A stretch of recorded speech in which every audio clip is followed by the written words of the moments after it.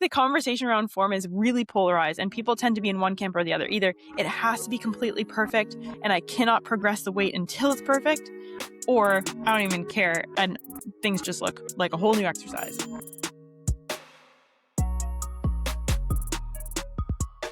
Hello, everybody, and welcome back to another episode of Truth Talks, the podcast that brings you real strategies for sustainable fitness transformation. As part of sustainable fitness transformation, and the more and more you get in the gym, a key part of that is form and technique, right? People think about getting their workouts done, but they don't often think about how they're getting them done. And for anybody who works with us, you already know that we like to see form. Like all of our clients, despite the fact that we're online coaches, all of our clients we ask them, send us form videos, because we do feel it is important to see how the movement is getting executed, right? And today we're going to really just explore the how, because there's a lot of different dimensions when we talk about form and technique and what that really means. But when I say like, okay, we're going to talk about form and technique, what comes to mind for you? What comes in mind is a few things, but it's more just kind of maximizing the work that we're doing in a Mm, safe manner. If I could sum. yeah. So your form and your technique essentially help you get more out of your workouts. And that's what we're going to explore today. Did I summarize your definition properly there? Perfect. Amazing. But why are we talking about this? Like, we believe it's important. Our clients know we believe it's important. They think it's important. But I think there's a lot of confusion around form and technique. And Totally. I'd love to hear your thoughts on this, but I'm going to kind of give us the two camps of what we tend to hear. We often hear like a lot of people being like really hesitant to increase the weights because they're like worried about their form breaking down or compromising technique. So in some ways, focusing so much on form does limit people. But then on hmm the other side, I mean, anybody who's walked into a commercial gym knows that there's a lot of people who don't care about form or technique. You see some Yeah. wild stuff and you're like, you're Yeah. moving the weight. How? So Yeah. I feel like the conversation around form is really polarized and people tend to be in one camp or the other. Either it has to be completely perfect and I cannot progress the weight until it's perfect, or I don't even care and things just look like a whole new exercise. Yeah. I think like anything in life, just we meet somewhere in the middle. Okay. hmm I think there's a certain level of form that has to be checked off before then we want to be progressing. And that's why I always tell clients, like, once I give you that, okay, like this is good form, then let's start pushing for some performance benefits. But if you're like still cautious going into these lifts when you don't need to be cautious, like if your form is good, we don't need to be conservative with our performance on whether it's adding reps or adding weight, if you've gotten that checkbox. But yeah, I you're right though about the commercial gyms. Like I honestly have to sometimes like put my hat down like this. So I just don't see anything because, or else I'm like, oh my gosh, I just can't. I'm sorry. Yeah, honestly, a lot of times I find myself, it's like looking, you know how they say like people don't look away from a car crash or a train wreck. I kind of find myself doing that. I'm like, nope, nope, nope, just look away. I can't. So usually what I do when I'm struggling with what I'm witnessing is I text you and you'll get a funny text from me being like, I'm just seeing this person doing this. I think I Yeah, got yeah, probably a bunch of screenshot versions of your responses that are always funny too. But the form is all over the place. Okay. But in order to make sure that form isn't holding you back from progressing, or also maybe it's something you should give enough attention to at the same time, let's actually just spend a minute outlining when we talk about good form, like what are we talking about? What so that will help people understand also why we get upset when we see not good form. So what is good form or good technique in the gym? yeah. So you can look at this from a few different perspectives, but I would say we're first things first. We're training in a manner that's not going to get us injured, so it's like safe and in a way that's moving with our body where it's not over time going to cause injury or any acute injuries like in the moment either. The second one is that we are hitting the intended target muscle. hmm Okay, so like if we are trying to hit the quads, the our form is in a way where we are hitting the quads as the primary, driver of the movement. And then I think form also includes tempo to a certain extent. I don't Mm, think tempo we need to like overly concern ourselves with, but tempo in terms of are we lifting with control versus tons of momentum. Yes, I think right. a little bit of momentum, which we'll touch on later, can be okay in certain contexts. But I think like are we lifting with controlled tempo? And if we can check some of those three boxes mainly to just keep it simple, I think we're in a really good spot. So safety, target muscle, tempo slash control, like controlling the hmm weight. I'm gonna hmm add one more that I think is like a build on that we're going to talk about later, but just to consider it now is I think also if you're training with good form, you are also training with a certain level of intensity. right? And I think sometimes that is finding that sweet spot between like using a weight that's challenging enough and using a weight that's like maybe not challenging enough. Because sometimes I see people like they'll pick up a weight that's like actually too light and then their form is actually worse because they don't have that control or they don't have, Yeah. that ability to really feel the target muscle working.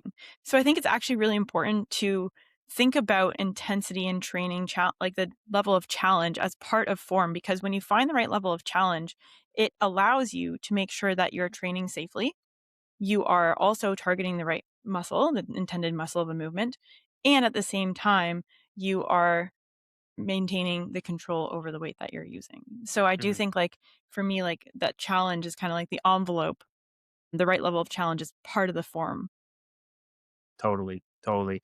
And I think like there also just is a certain way visually that it should look, and that's not something we can say as like we can't really get into specific with like, oh, it has to meet these criteria, other than it just looks right or it Mhm. doesn't in some way, shape, or form. Yeah. Because also depending on how your body segments are organized, for example, a squat might look different. Doesn't mean the form is wrong because Courtney, has longer legs and she folds more with her squat, and somebody else might stay more upright. Doesn't mean that one form is wrong because a form is also dependent on your body's Right. uh how your body's shaped and your limb Your build. lengths. Yeah. Yeah. That for me, the squatting example always comes to mind because you've clearly seen my squat, right? I do lean forward a bit because of the way my body's built.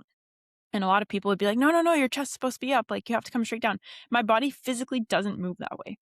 Right. And there's different squat variations I've tried to adapt to that and stuff, but it doesn't mean my form is bad. And so in my case, like my version of a squat versus somebody who has shorter legs and a long torso that stays more upright, it's very possible for our squats to look a little bit different, but still do those three things. We're still both training safely, we're still targeting our quads, and we're still controlling the tempo, controlling the weight, and then of course training with the appropriate degree of challenge. All those Yeah. things can be true, but our squats Yeah. might look a little bit different. So I love that you threw that in Absolutely. there because it's just a reminder of like, there are certain things to look out for when you're performing an exercise of like, okay, this exercise is supposed to look something like this.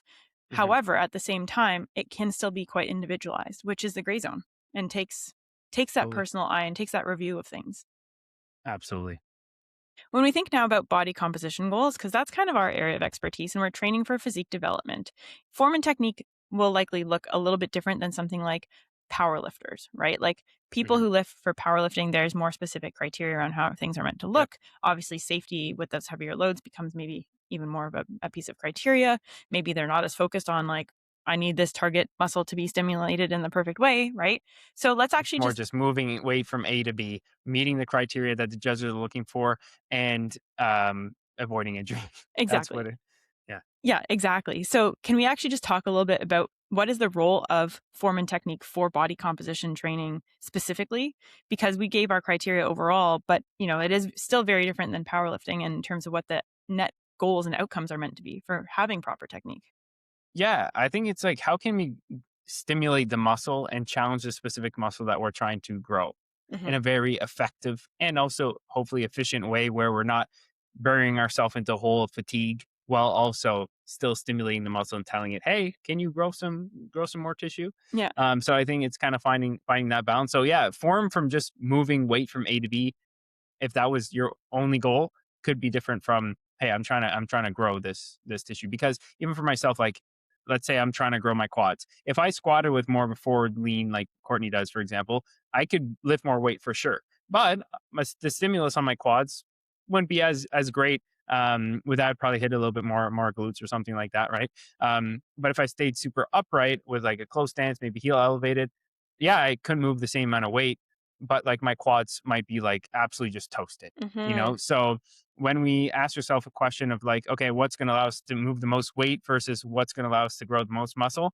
there's a intertwining of those because we do want to obviously be lifting heavy, relatively speaking. Um, but we don't want to just do so for exclusively the reason of having more weight on the bar or the weight being heavier.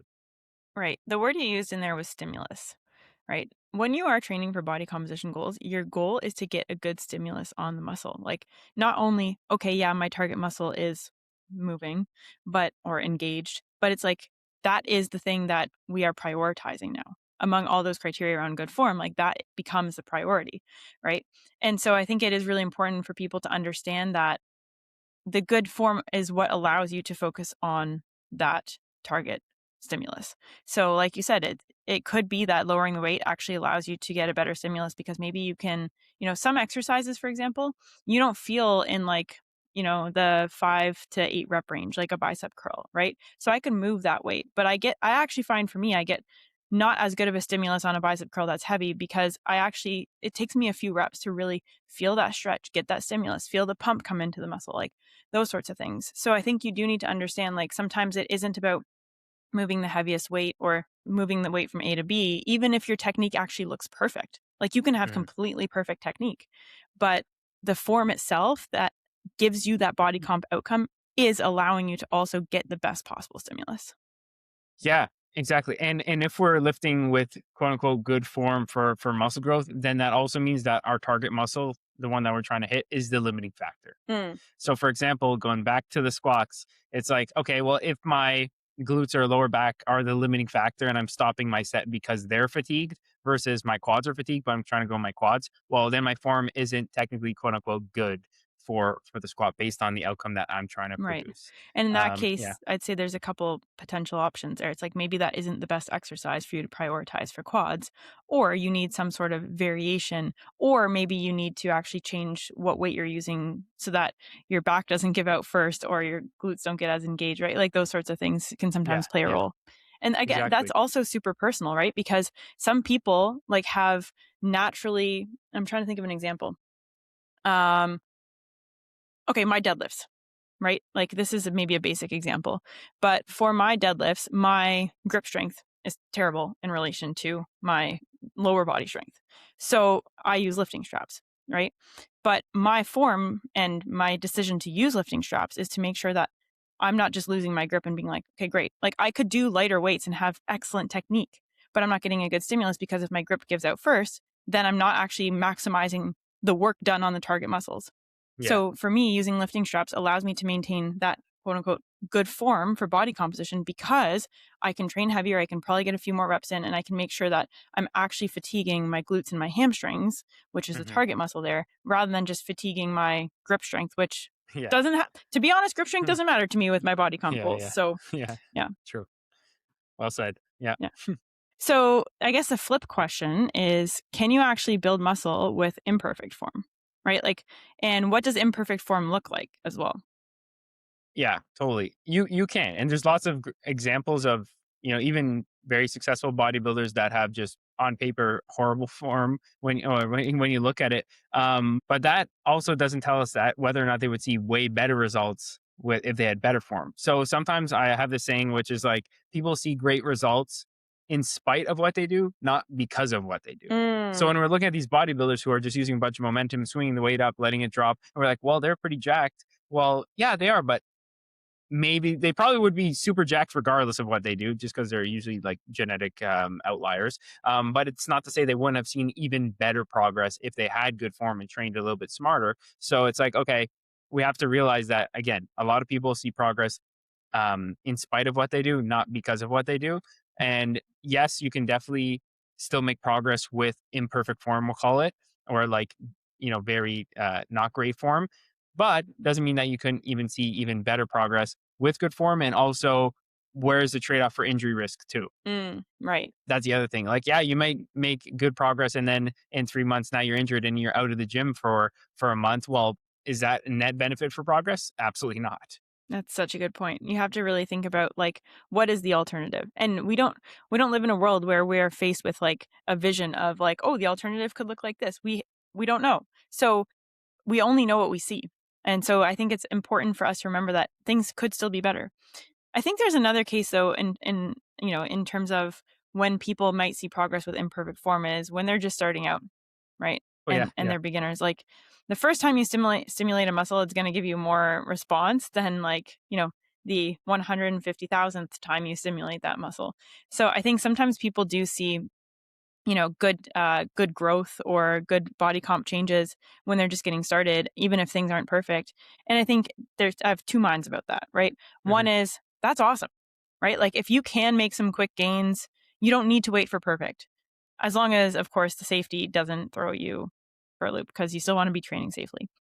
The other side of that is like, you have to recognize that just because you made progress doing things imperfectly, again, to your point, doesn't mean you can't make better progress. And especially as you become more advanced, we've talked about this several times, right? You do need to become more nuanced with your attention to those details in that form, because at a certain point, you can only go so far doing things imperfectly. Because once you tap out those like newbie gains or that initial, Hmm. quick rate of progress, you become more dependent on tailoring your form more Hmm. specifically to now see that next level of change. Absolutely. And even, and again, even if you're kind of getting away with imperfect form and still getting results, again, it's always, could I see even better results if I fix this form? And even as like a client example, I won't name any names, but when this client came to me, um, he had like really big arms. Okay. That was like one of the first thing I noticed. But like other parts of his physique, like his back, for example, were underdeveloped. And then the first time I ever got a form review video of him doing rows or pull downs, I'm like, this makes a lot of sense. It was exclusively using his arms, pretty much. Like there is, you could just tell there's Even no for back for his activation rows. going on. Yeah, it was just all arms, which I'm like, okay, this makes sense. So in terms of there, yeah, he was seeing progress, but in the wrong muscle group compared to where we were trying to target. You know what I mean? Mm-hmm. So that's also something to think about. Is like, hey, if we're trying to grow these muscles, let's make sure that our form is actually targeting the right muscle group. Yeah. What's interesting about that, and I would bet that maybe that client, but also just people in that situation, will be like, I'm still progressing in the gym, because if his arms are getting stronger and he's moving the weight with his arms instead of his back on like a row, then he's probably seeing his row strength, quote unquote, Yeah. row Yeah. strength develop, right? He's probably seeing Yeah. his weights go up over time, maybe adding reps. And a lot of people will look at that and be like, oh, that's really successful, right? Like I am progressing on that lift. But he's not progressing on his back, which is the Yeah. purpose of rows, is like to train the Yeah. back, right? So I think that's an interesting way of thinking about it too. And I think it's human nature to maybe think we're doing things right because we are getting that validation of Hmm. progress through one lens, right? My numbers are changing. Cool, I'm doing it right because I'm progressing. But I think you have to ask yourself, what are you truly progressing on in that Hmm. context? Do you have thoughts on that? Yeah, I think this goes back to the discussion on a standardizing form too, where it's like, okay, first, as we were saying, like check the box on making sure we're hitting the right muscle group first, but then don't change your form as you start to progress. Because Mm-hmm. on paper, people are like, yeah, I'm getting stronger every week, but then the form's changing. So what started with maybe a great row turned out to be like tons of swing, tons of momentum, and yeah, the number on paper is like progressing, quote unquote, but like we're just getting actually technically less stimulus on the back as we're progressing on paper, Mm-hmm. which removes the purpose. So I think it's great to standardize your form from the get go and then think about boosting your numbers from there. I love that you said that, because I think so many people focus on this idea of progressive overload, which progressive overload is an essential component of muscle growth. However, I'm can you say your line about progressive overload, because I love it and I've heard you say it before. Say it again. What is progressive The overload? one that's kind of confusing Yes. to say, yeah, yeah, that one. Okay, progressive overload happens because of the work we've already done. So essentially, we're able to see these performance gains because of the adaptations that we've got from prior training. We're not making these performance gains to then get an adaptation, Right. And I think if so that many makes sense. Yeah. people think I have to progressive overload, therefore I must add weights or reps this week. And then what ends up happening is they're so focused on that being the definition of progress that then they lose sight of maintaining the form and technique. Right. And then we're no longer actually putting the adaptation that we want at the center of our gains and our progress. We're defining progress through the logbook, which is like, when you're in a muscle building phase, if your numbers are progressing, that is a great sign that you're building muscle. But you have to make sure you actually don't let that dilute the focus of what is the main goal, which is developing the target muscle. So if now all of a sudden Exactly. chasing progressive overload is like actually compromising your form, that compromises your ability to either control the weight, perform it safely, or target that muscle, which were our three key things for what form and technique is, then you're no longer really focusing on form or upholding your form. Yeah. Yeah. So key thing is standardize your form, make sure it's good first, and keep that same standard. Decide that this is the way I hit my rows or squats or whatever, and then you can chase performance Mhm. improvements. Yes, absolutely. There's also one other point I want to just throw in there when you talk about standardizing form. We also talk about standardized reps. as part of that. So what we mean by that is when you look at your training, like let's say you're looking at your training videos, you took a video of yourself.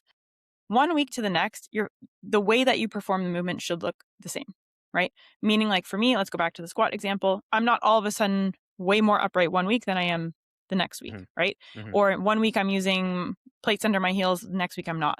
We want to standardize the way I perform the movement. But you also want to standardize each rep, right? So that the way you perform each rep looks the same in terms of like the Mhm. range of motion that you're using. Yes. So if we're doing a squat, how far down I'm coming, or if it's a row, then how far back my elbows are coming, right? Or how much stretch I'm getting in the extended position. Like all of those things matter for form because then you're giving Yes. yourself a clear definition of when I do this, my reps look like this. And that's the other key part of form that we cannot ignore. Totally. Because sometimes like rep 1 and 2 will look great, but then by like rep 10 in the set, all of a sudden the form changes. Mhm. So it's like not only standardize week to week, as you're saying, but also in your set, standardizing your reps. The only thing that should change Mhm. in terms of technically the form throughout your set is the tempo of your Yes. concentric, I which was is like hoping you were going to say that. the the way up on a bicep curl or squat, or like the pressing portion of your chest press, like when the muscle is contracting and shortening in its contraction, like that should slow down over time during your set as the muscle gets fatigued, because when muscles get tired they can't produce as much Fire. force as quickly, Yeah. essentially. Mhm. So my rep 1, yeah, my like on a bench press on the way up might be pretty quick, but then if I'm getting close to failure, all of a sudden that's going to slow down, not because I'm trying to, just because my muscle can't produce force as quickly. So that's the only form thing, kind of, I guess, that should change throughout the course of your set, is just the tempo of that concentric. Absolutely. Well said, Paris. Well said. I do want to ask, can form or a focus on form ever be problematic? We've talked about what good form is. We've talked about why it matters for body composition and physique development. Is there ever a time in which focusing on form becomes like problematic or maybe misguiding? Yeah, I think if there's over hyperfixation on form, right? Like even some people that either really scared to get hurt, or they're just so nitpicky on the form that it has to be look like absolutely robotic for Mhm. them to then want to add a rep. Mhm. And as I said before, like we want to find that middle ground, because if you're so focused on the form to the point where you're not even like training hard enough or not even focusing on performance improvements, then you're going to be limiting your gains. And this is something that I do see. Here's the gender differences. Okay, guys typically too much ego, try to lift way heavier than they should, way faster, need to clean things up. Women are typically much better on form, but then they need to dig in a little bit more with a bit more of a chip on their shoulder in their set. And I'm like, hey, you're way stronger than you think you are. Add the weight, like add the reps. Your form's good. I gave you the Mm. checkbox. Let's go. Right. So it's funny. That's just, I'm not trying to generalize, but on It is average, patterns we see for sure. based on the sample size that we have, I've seen that kind of difference with gender differences. Yeah. Yep. It's, I mean, a member of the opposite gender from you, I have no problem admitting that that is absolutely true. We see it all the time with people we work with or in the gym too. I think sometimes there's a tendency for like women, especially, but all people, to be conservative with their training intensity when they're so focused on form. And we have to remember that, again, for body composition, one of the main things we keep hammering home is like the tension on the muscle. And if you cannot create enough tension because you're trying so hard to maintain this perfect form, then it starts to actually become more counterproductive. The main thing is you want to maximize your intensity while maintaining your form. And sometimes that form, like you said, if it starts to slow down, that can also indicate, okay, close to the end of your set, you might be risking your form breaking down. But if you kind of figure out the skill of like stopping your set just shy of the form actually breaking down, then it helps you figure out where that sweet spot is for form, where you're not like being too conservative by chasing perfection, but you're also not selling yourself short in terms of what your actual capacity is. I Hmm. think actually experiencing like pushing your sets to a point where you're like, my form's about to break down, I actually think is important for people because that gives you a good sense of, okay, I'm training intense enough. Yeah. Yeah. And also it's exercise specific too, right? Like you can take a leg extension all the way to the house and your form is going to be The same. totally fine, right? Hmm. But if you're doing a barbell squat or a deadlift, it's easy for all of a sudden form to just completely break down. So I think just kind of acknowledging the Hmm. difference between exercises. That is absolutely key point, right? Because you don't want to risk the form breakdown. And again, form being one of our criteria with safety. On a barbell squat, there's a lot higher risk of form breakdown leading to safety concerns. So that might not be one of those exercises where you're pushing. I guess in my head, I was thinking about like, I was thinking about a lot of women that I see doing like, for some reason, I had a single arm dumbbell row in my head, like that perfection of Yes. like, Yeah. Yeah. that Me one too. for some Actually, that's reason, so funny. do Yeah. you agree with me on that? Yeah. 100%. It's like, okay, I'm rowing perfect and then putting it perfectly back down. And you're like, And it's but like 10 where's, pounds. Yeah. yeah, and it's like 10 pounds. And I'm like, you can go way heavier. And also, you're like too perfect here. Like Hmm. you're still Hmm. training for something. Let's go. Yeah. Right. Yeah. Yeah. So I guess I was thinking about exercises like that, where it's like there's a Hmm. low risk involved in pushing Hmm. closer to that point of form breakdown because it's not going to be unsafe, right? That a bicep curl, machine work, any isolation movement, Yeah. that sort of thing. I'm really, really Totally. happy you mentioned that nuance. So it's Yeah. important. Okay. So we've talked a little bit today about what our definition of good form is, why it matters for body composition, how sometimes chasing it perfectly can be counterproductive. Is there anything else you want to talk about when it comes to how important is form and technique really in the gym? I think I'll just leave it with saying it's nice to have a trained eye to review your form. Not going to plug us again, but obviously that's a big part of what we do. And at this point, I probably reviewed thousands of hours of form. Okay, Hmm. like thousands of hours of form. So I just know what to look for. And same with Courtney, and she can kind of call it out. And same with Steve, he's got a lot of experience as well. So it's just kind of like acknowledging once you have that, then you're no longer going to be like second guessing yourself. Hmm. And don't ask, no offense, don't ask the trainer at your local gym for form advice because no offense, but they'll mislead you 95% of the time. So a trained eye, so who knows what they're doing to give you that kind of like peace of mind that hey, I'm doing it properly, and then you can go hard in the paint and lift the heavy weights and push yourself. Absolutely. I mean, some trainers do have a trained eye, but I think we find like I have no problem saying That's this why I said as 95%. 95. I know. And I just wanted to build on it because both of us are certified personal trainers. Like we have those credentials. We know what it takes to get those credentials. But I think it is really it's very general, right? In terms of what that practice looks like and how they help people get used to certain movements or exercise or whatever. But what we do is we really take the fundamental theories of movement patterns. We take the person in front of us into account based on what we know about them, what we know about their body composition and their biomechanics, meaning how they're built. We take their goals and specific muscle related goals into account, and we focus specifically on the form as it pertains to body composition. So when you start to build in those layers and you're not just saying like, hey, am I using this machine right? Then it adds a new level of complexity that is required to make sure that you get what you need from good technique and good form. It's not just about executing it where like, yeah, it looks fine. Like yeah, it looks fine is not good enough when you have body composition goals. That's Yeah. just the truth, For right? what context? For who and where is it? Like yeah, Exactly. And even yeah. just like the number of modifications I find myself making on the machines. It's not Hmm. that like if the seat's a little lower, I can still perform it technically right. But if I put the seat higher and I feel the difference in my back contraction on a row, that means a lot to me. So I look out Hmm. for those things too. And I ask my clients a lot of questions when I'm reviewing their form. Hey, did you feel this or did you feel that? Right. Hmm. And I Hmm. think that's really important too. It's gathering that subjective feedback so that we can make sure that our definition of form is upheld when it pertains to targeting a muscle and making sure that how we perform things is most conducive to the body composition changes we want to see. Yeah. There we go. Good Awesome. stuff. Amazing. I think we didn't do an analogy yet. And I just want to leave us off with an analogy Oh because yeah. Analogy. you had a great one you shared with me before we started recording. Okay. And I want to make sure we capture it because, anyone who listens routinely, analogies are a thing. Go for it. Yeah. So when your form and intensity are on point, you got to think of yourself more of like a sniper. Okay, because a lot of people go in the gym like machine guns. It's just Mm-hmm. doing a bunch of stuff, Mm-hmm. moving weights around, and it's not specific. But if you think about a machine gun, you could just spray and hope you hit the target and hope one bullet hits the bullseye. And that, in this case, hitting the bullseye is getting a great stimulus to tell our body, hey, grow muscle here. Whereas a sniper, one shot, boom, bullseye, tell the muscle, hey, let's grow. And if every set is you being a sniper versus you going in there and doing machine gun, you'll realize you probably need a lot less sets than you might think because you're able to hit the bullseye in fewer shots. So what you're saying is form also helps you be way more efficient.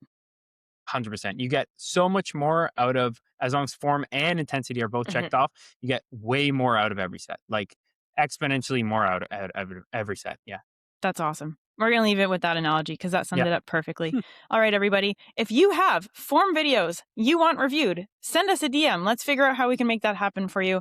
And hopefully you found this helpful to kind of figure out what good technique you want to bring to your next workouts and what that looks like for you. Without further ado, we'll leave you for this week, but we'll be back in your feeds with another episode of Truth Talks next Monday. Bye for now.